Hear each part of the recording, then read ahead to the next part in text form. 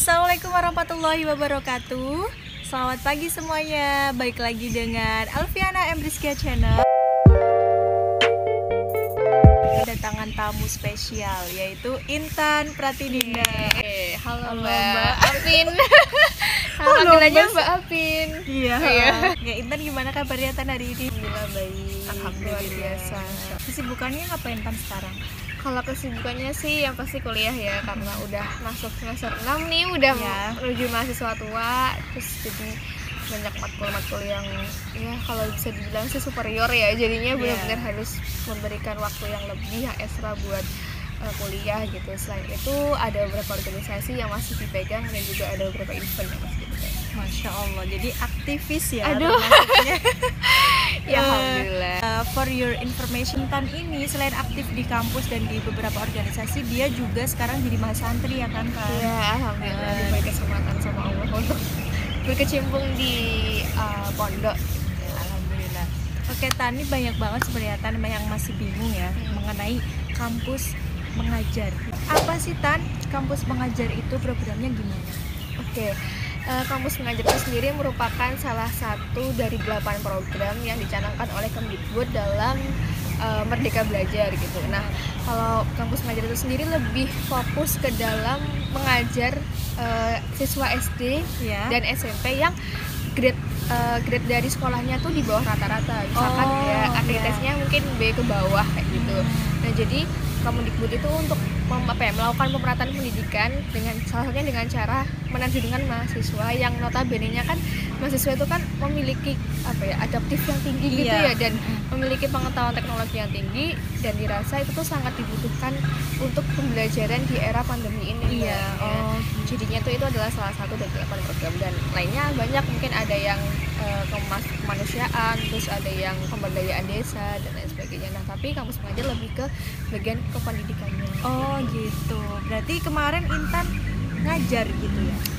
Sebenarnya tuh kampus mengajar nggak hanya mengajar ya, Iya, Mbak, tapi kita tuh sebenarnya ada tiga capaian yang ditekankan gitu oleh Mas Nadim gitu di kampus mengajar. Itu yang pertama adalah penguatan literasi numerasi. Jadi kampus mengajar ini nantinya itu harus mempersiapkan gitu siswa-siswa untuk mencapai level minimum ya di bidang literasi dan numerasi, dan sebagai akibat dari adanya asesmen kompetensi minimum yang mengharuskan siswa itu bisa mencapai level itu. Terus yang kedua adalah kita juga mengajarkan administrasi sekolah. Jadi kayak kita membantu guru dan sekolah dalam masalah administrasi sekolah. Dan yang ketiga adalah adaptasi teknologi, karena sekarang kan lagi pandemi, pembelajaran juga daring ya, meskipun udah ada PTM tapi kan tetap, karena kan Omikron ya Mbak ya, PPKM lagi, jadinya 50-50 ya jadinya tetap, karena dirasa mahasiswa tuh ya itu tadi sih lebih mudah dalam hal IT ya, jadinya bisa menjadi pionir untuk adaptasi teknologi bagi guru-guru di sekolah-sekolah yang notabene-nya tuh di bawah rata-rata. Iya, memang sih banyak sekali sekarang kan guru-guru yang berada di daerah-daerah pedalaman gitu ya, mungkin ya.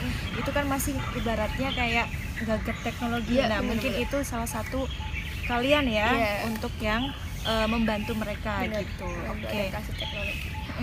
Terus sebenarnya gimana Tan? Selama kamu program ikut kampus mengajar itu, apa aja sih yang benefit kamu dapetin setelah kamu ikut itu? Kalau benefit yang aku dapetin yang pasti banyak ya. Yang pertama ya mungkin kita bisa lihat dari regulasinya kampus mengajar itu sendiri, kan nanti ada beberapa benefit, yang diantaranya yang pertama kita akan mendapatkan uang saku bulanan. Jadi tuh ini yang dari itu ya, segi teknisnya ya, segi teknisnya kampus mengajarnya kan kita nanti akan setiap kan aku programnya itu kan ada selama 5 bulan. Jadi selama 5 bulan itu aku mendapat uang saku bulanan, yang mana itu sangat cukup untuk menunjang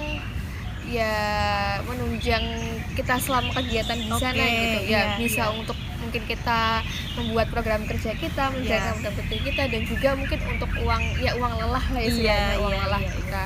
Terus yang kedua adalah kita nantinya akan dibantu untuk UKT 1 semester. Jadi ada potongan UKT 1 semester itu 2,4 juta. Itu kan sangat membantu banget ya untuk kita, karena ya itu Jadi tuh Kementerian Pendidikan dan Kebudayaan itu tuh sangat baik banget gitu loh untuk mahasiswanya, dan program kampus mengajar itu sendiri tuh nggak susah untuk masuk ke dalamnya, dan banyak banget mahasiswa-mahasiswa yang udah terjun ke sana.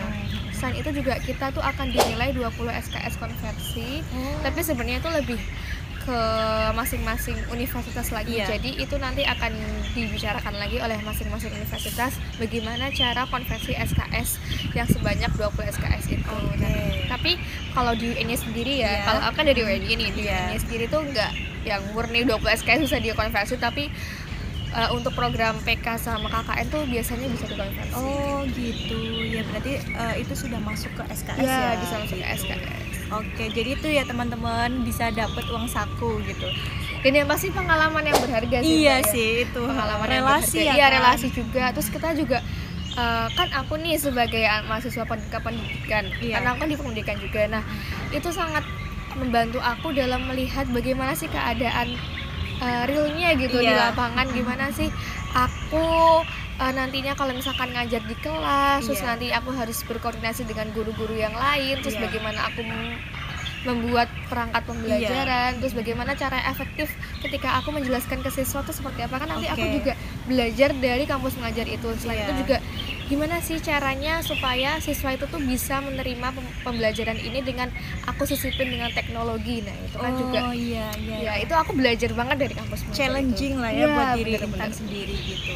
Dan tentunya itu sangat bermanfaat banget ya kan buat kedepannya, karena Intan kan pendidikan, gimana cara bikin RKP itu udah diaplikasikan kemarin ya.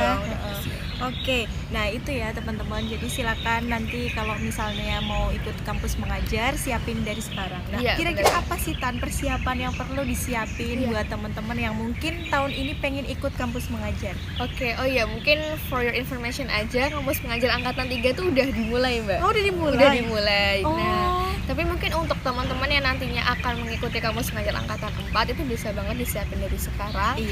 Tapi sebenarnya untuk masing-masing tahun itu regulasinya berbeda-beda gitu kan. Kalau yang kampus mengajar angkatan 3 kemarin tuh ada sedikit perbedaan di bagian seleksi. Habis seleksi berkasnya tuh ada seleksi apa ya? Wawancara? Ya nggak ada wawancara sih kalau kampus mengajar ya. Kayak psikotes gitu-gitu ya. Nah, itunya tuh kayak lebih berjenjang, ada seleksi itu. Pengerjaan soal-soal AKM kalau nggak salah, jadinya tuh ada matematikanya gitu-gitu. Sedangkan angkatan aku cuma murni wawasan kebangsaan sama kompetensi sama psikotes kalau nggak salah ya. Jadi bener-bener gampang banget. Nah, jadi mungkin dari sekarang teman-teman bisa mempersiapkan bagian berkas terlebih dahulu ya, masalah administrasi, karena juga nanti kan untuk administrasi itu harus harus lolos dulu untuk bisa masuk ke tahap selanjutnya. Di antaranya ya kalau nggak salah IPK-nya harus 3 ke atas kalau nggak salah. 3 koma ya yang penting. Ya 3, minimal 3 gitu. Jadi teman-teman harus mempertahankan dan mungkin meningkatkan nih IPK teman-teman untuk tetap di atas 3. Selain itu ada mungkin untuk surat-surat kayak pernyataan, terus fakta integritas itu nanti sebenarnya template-nya udah disediakan dari pihak Kemdikbud. Jadi teman-teman mungkin tinggal ngurus aja di bagian kemahasiswaan fakultas, nanti kalau nggak di kemahasiswaan universitas. Nanti teman-teman sering-sering aja follow up terus akunnya kampus ngajar. Jadi biar kalau misalkan ada informasi-informasi baru terkait tentang pendaftaran itu teman-teman bisa notice gitu. Jadi kalau misalkan untuk masalah berkas itu nggak susah kok dan gampang banget dicarinya. Terus juga ada CV sih, tapi kayaknya CV itu opsional karena cuma untuk dimasukkan ke lamannya aja, nggak yang harus dilampirkan. Mungkin itu sih caranya, cuma ya itu aja sih Mbak. Jadi kayak gampang banget. Insya Allah bisa lah ya buat kalian. If Intan can do it, you can do it too. Yes. Gitu. Aduh, ya kalian masih bisa kok teman. Iya, jadi jangan pantang menyerah. Terus apa sih Tan motivasi Intan untuk mengikuti kampus mengajar? Selain itu apa moto hidup Intan yang selama ini Intan pegang buat jadi kayak nih peganganku gitu? Nah guys, pasti kalian penasaran kan apa dan siapa yang memotivasi Intan untuk ikut kampus mengajar. Nah sebelum kalian lanjut videonya, Apin kasih waktu 3 detik buat kalian subscribe YouTube channel Apin. 1, 2, 3, subscribe.